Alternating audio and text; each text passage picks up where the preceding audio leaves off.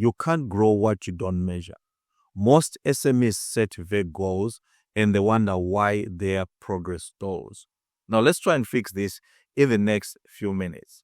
Welcome to day 6. Yes, this is day 6 of the SME Growth Mastery Challenge. Thank you so much for being with us for the past 5 days. If you have not yet watched any of the videos in the challenge, make sure to do so. I'll leave the link to the playlist. Also, consider subscription to the channel and download the 30-day SME growth tactical plan or action plan so that you can use it to follow through.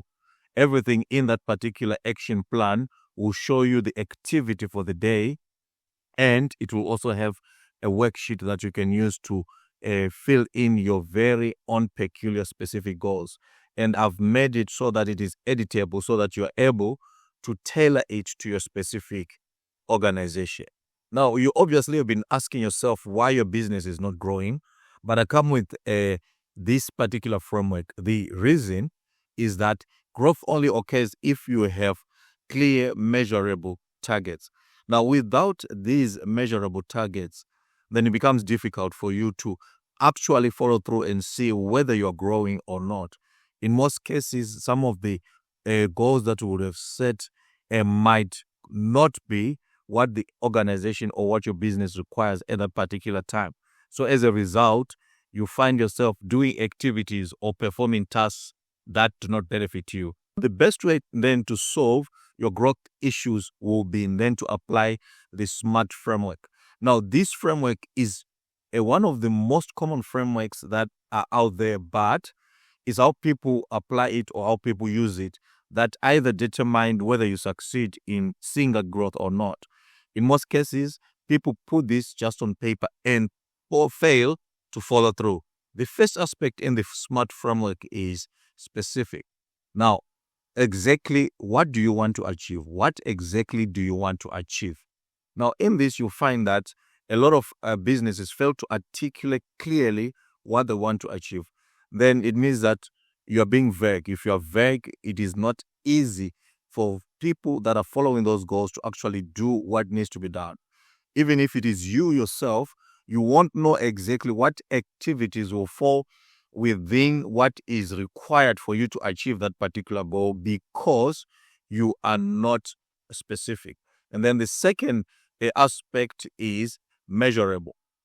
Now, as I said earlier, if you can't measure it, then it is difficult for you to actually see if you are growing or not. Now, here you have to quantify the result. What is the result in numerical terms, in terms of percentage, in terms of numbers, 1, 2, 3, 4, how much in terms of revenue do you want to achieve? There has to be a number attached to it. If you can measure it, then you are able to control it, or you are able then to see if you're moving forward or you are not moving at all. Number 3 is achievable.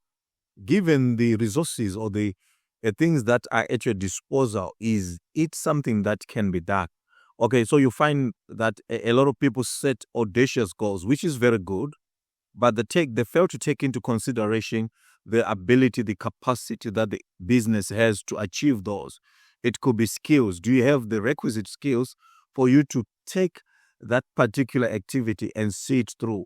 Or it could be things such as tangible resources. If you want to increase production, for instance, how much of resources do you have to produce the quantities that are required for you to meet that particular objective? So it has to be something within the limits of what the business can do. Obviously, we know that you want growth. However, in that growth, you have to have the resources to push or to propel that growth forward. And then the fourth item is relevant. Now, what you're doing or the goal that you have set, is it relevant in terms of aligning with the reason for existence for your business?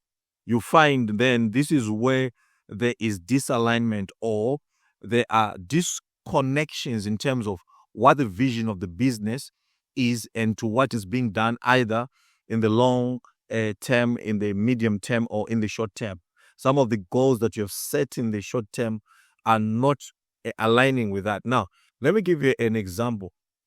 this is the reason why we had to change our marketing strategy as far as content marketing is concerned. We had to make sure that all our platforms, especially social media, align and push the same message, because some things that you might do in the short term might seem to be growing the organization, but in the long term, they sort of cause that disalignment. Then you find an organization split apart, failing really to articulate itself and to achieve what the main reason of its existence is.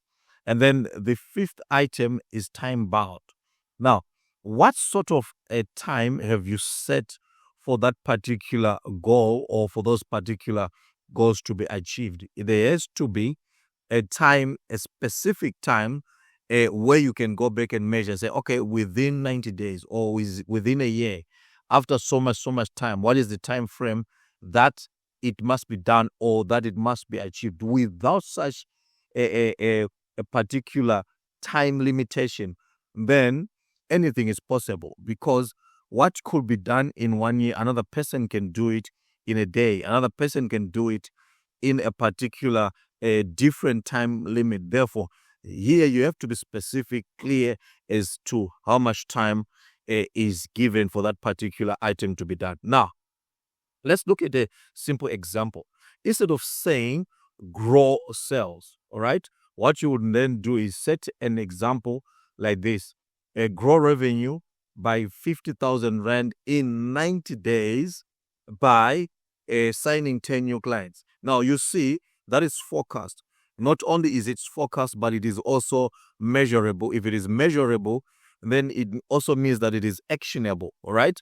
But it is also realistic, because now you've taken into consideration what you're able to do. We know exactly what you want to do, specific in terms of not only growth, but revenue growth. How much of that 50,000 revenue growth?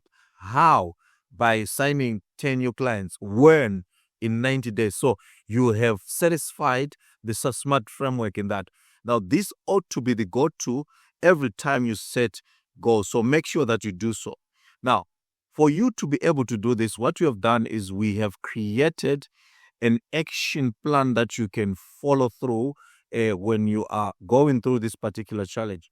Please don't hesitate to download the 30-day SME growth action plan. It is down there below in the description, or you'll find it somewhere in the captions. Now, what this will allow you to do is, one, it will allow you to set specific activities, and will provide for you an action plan that is editable, that you can use in your organization. It is basically plug and play, and you can start using it right now. Thank you so much for watching day 6. Yes, this is day 6. And we look forward to seeing you on day 7. If you have not watched the previous 5 days, please, I'll leave the link to that playlist down below. Make sure to watch those videos so that you gain traction and catch up to where we are right now. See you on day 7. This is Phiri Consulting. Bye.